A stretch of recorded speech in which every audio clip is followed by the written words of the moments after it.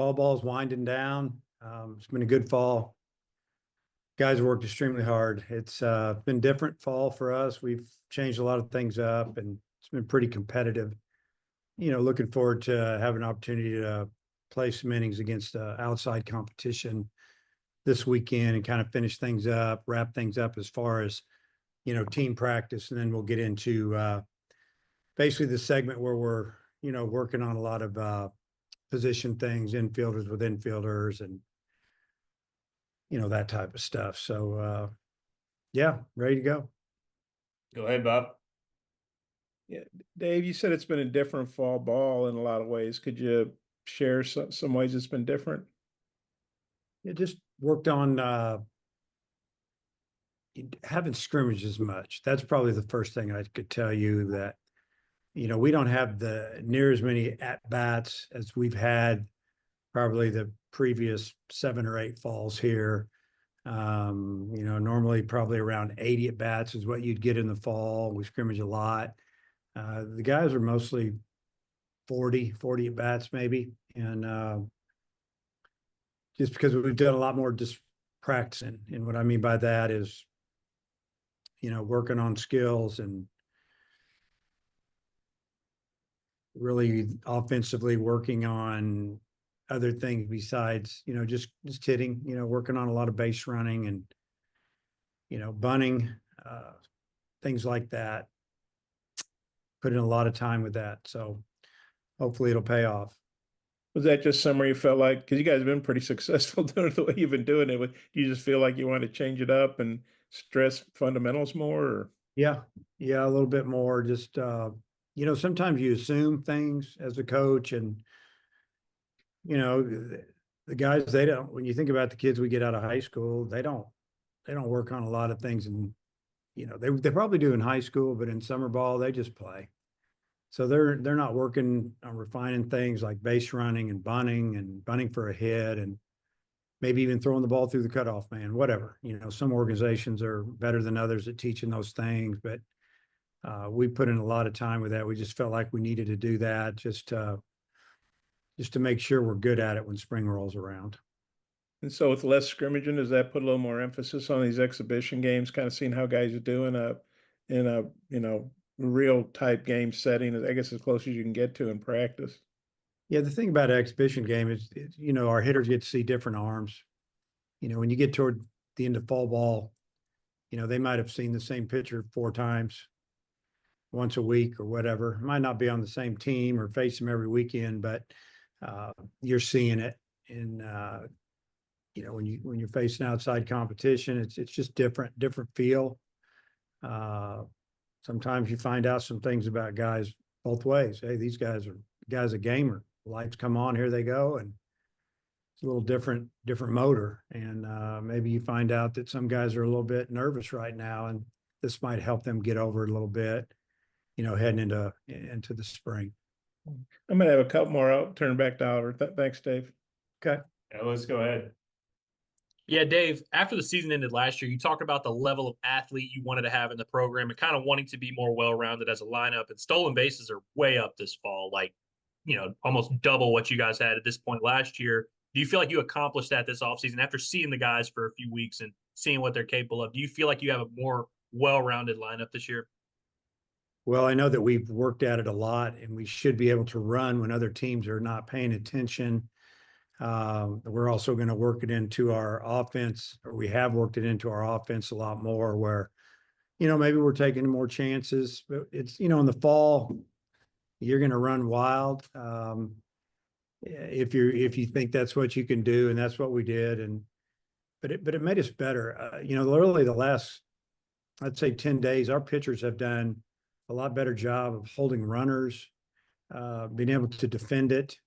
And it helped everybody. It helped us gain a little confidence in stealing bases or having the opportunity to steal them. And then, on the defensive end, pitchers, middle infielders, whoever, covering the base, whatever. It's just been good. It's helped us get better. And yeah, I mean, it's not like I'm trying to hide anything. We feel like we do have some guys that can run, And there's going to be days when the other teams are awfully good on the mound, or things aren't going our way, or the wind's blowing in.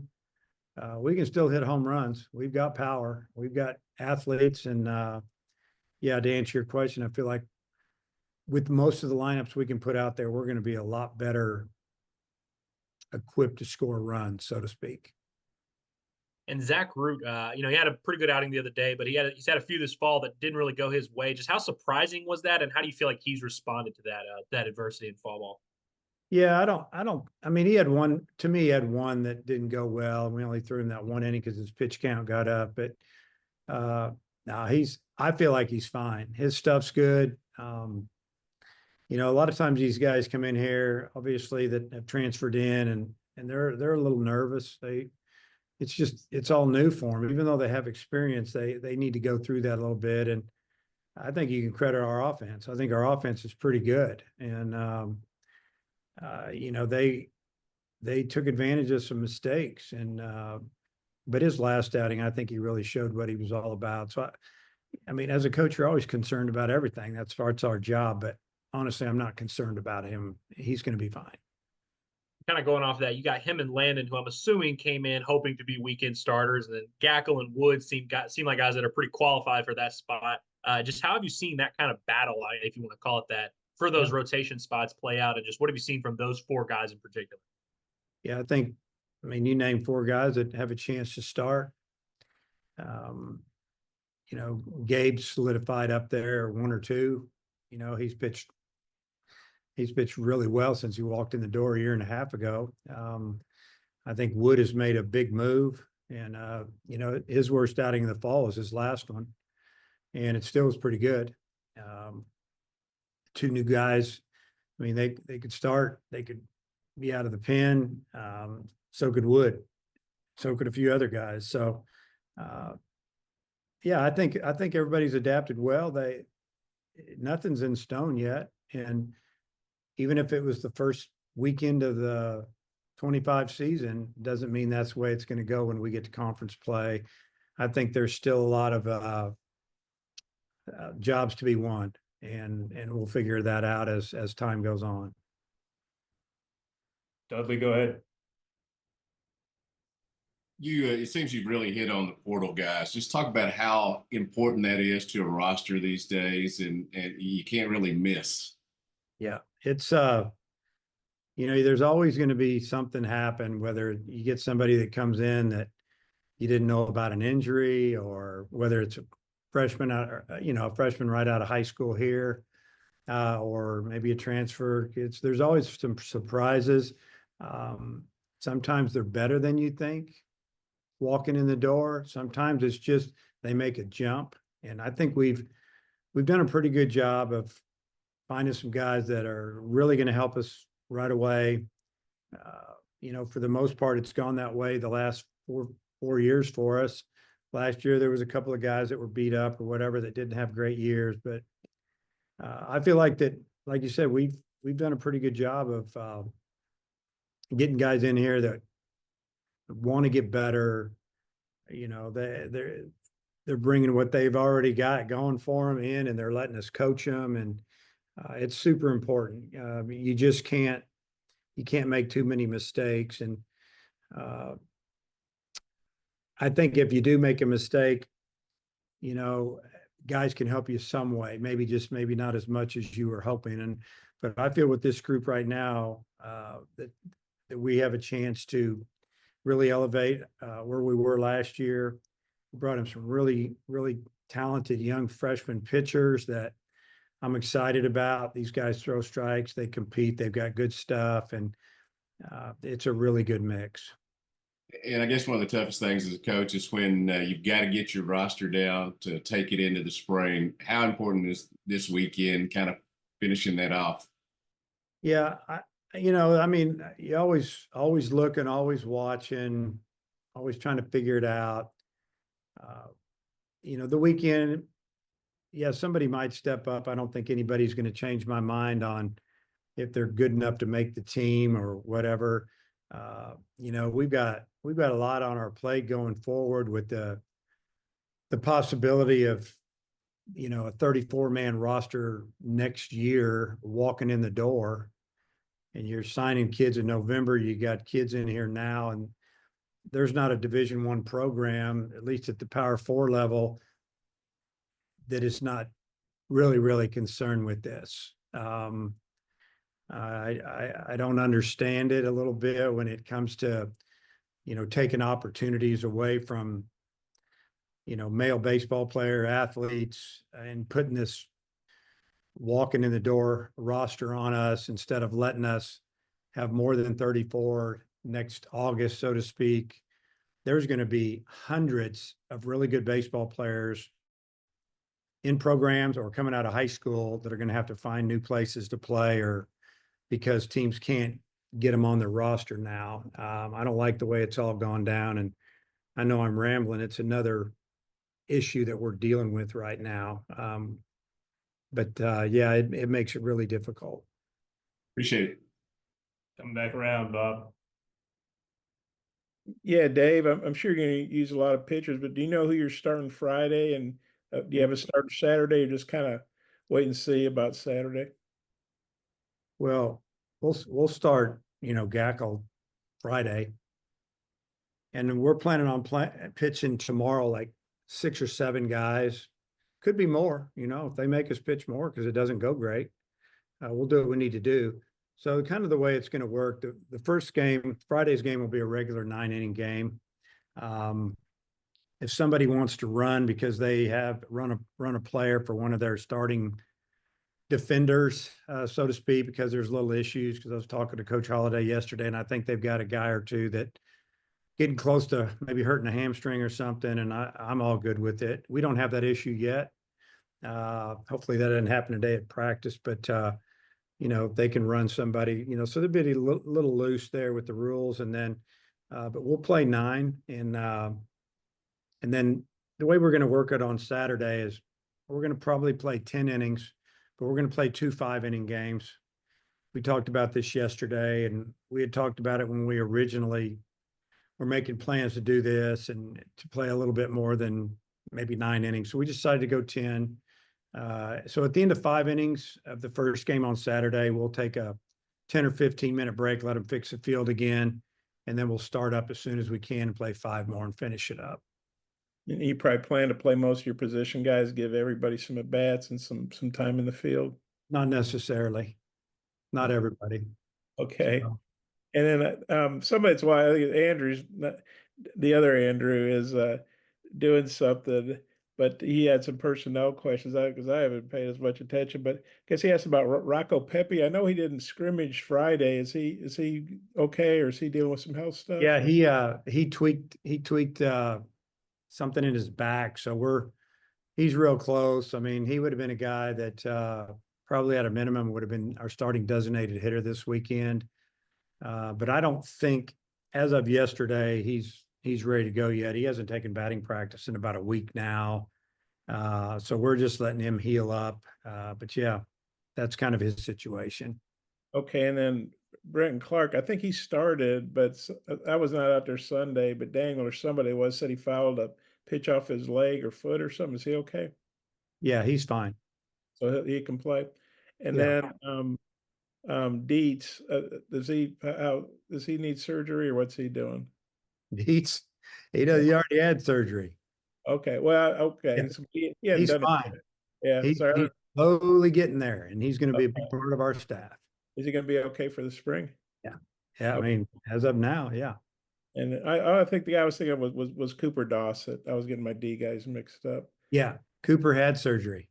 Okay. He's done for the year.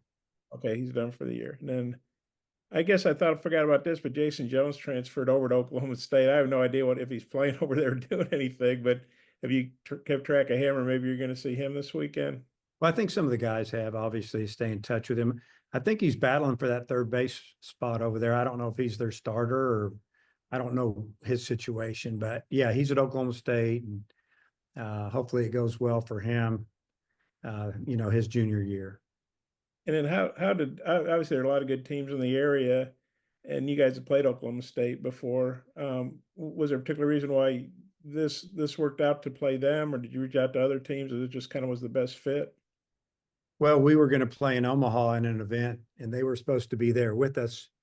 Both of our football teams have a bye weekend, and when it got canceled up there in Omaha, about right before school started, just talked with them, and we almost got Nebraska to come down here as well, but that kind of fell through. Those are the teams that were going to play up there. So Oklahoma State was close. They wanted to play, and kind of started out, we're going to play on Friday. Then we, thought about why not play again on Saturday, and they were all for it. And for them to take a road trip and kind of get the feel for playing on the road, and I'm sure we'll have a pretty good amount of fans out there. It'll be good experience for both teams that way. You said Friday night that lineup was pretty much, your starters right now, and obviously guys like Diggs is out, and he'll be a starter, I assume. But do you plan to start the same lineup Friday as this Friday as you did last Friday, pretty much? Yeah, it'll be real close. Maybe one change, but unless something happens today in our workout, we'll pretty much go with that. Okay, I'm good. Thanks. Okay. Mason? Yeah, Coach, with Dossett, I just wanted to confirm, was that Tommy John, and when did that happen? I might have missed it. Well, it happened last year at Texas A&M, and it wasn't completely torn. It was just kind of weak, and they thought they could rehab it back, and it didn't. It's just too much pain in there, and it was bothering him, and kind of to the point where we went in and had it evaluated again, and it had gotten a little bit worse. So just decided to get it fixed. And you can talk to Corey about all the details, my trainer. Thank you. Yeah. Yeah, let's close it out if you got anything. Yeah, Coach Kahio Aloy, it took him, I guess, a couple weeks to get going in fall ball a little bit, but then he went through a stretch where it was like everything coming off his bat was 114. It seems like him and Michael Anderson bring similar skill sets there at first base. Do you see a ton of separation between those two guys? Well, Michael's better defender, and Aloy, he's still learning the position. He may end up being an outfielder down the road.